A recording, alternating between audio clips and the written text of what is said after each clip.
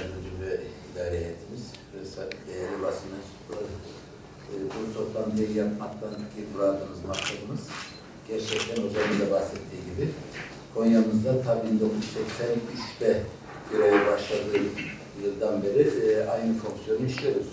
Hematoloji, çocuk hematoloji, onkoloji departmanı olarak Konya'mızın tek bir merkezidir.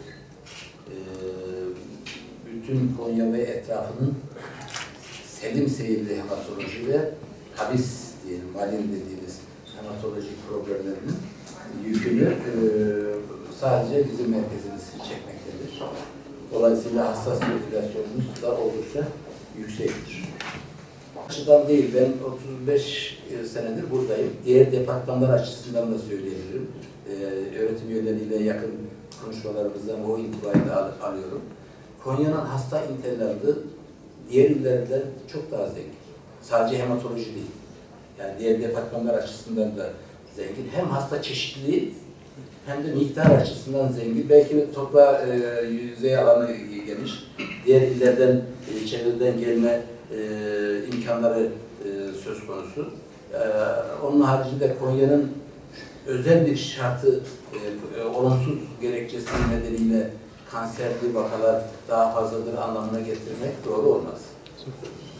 Türk Anadolu Vakfı'nın inşallah bize yapıp bağışlayacağı 10.000 metrekare kapalı alanla bu erişkin onkoloji merkezimizin ikisini yapacağız inşallah. Bunu çocuk hematoloji olarak açacağız.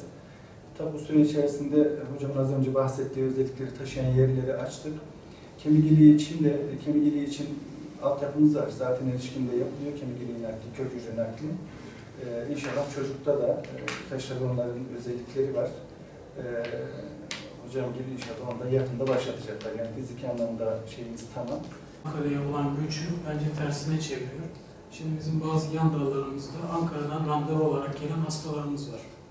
Mekanımız iyileştikçe bu yüksek hızlı treni ve ulaşım imkanlarını bize Ankara'dan daha hasta taşıyacağını zaman içinde düşünüyorum. Bazı bölümlerimizde çünkü bunu son zamanlarda görüyoruz.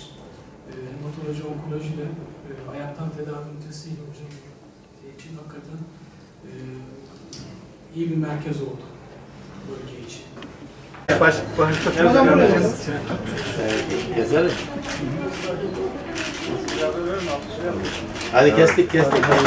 Ama bekleyin. Evet, elleri havada. Süt kesmek için 14 saniye. Peki su? Su? Sonuncu. Su 22 saniye. Ve transfüzyon olabilir. Talasemi dediğimiz hastalık başta olmak üzere kan almak durumunda olan hastalarımızın kan ve kan ürünlerinin transfüzyon yapıldığı, kan ve kan ürünlerinin transfüzyon yapıldığı olamaz. Kan markasından alınan bu kan ve kan ürünleri hastalarımıza burada damardan verilmektedir.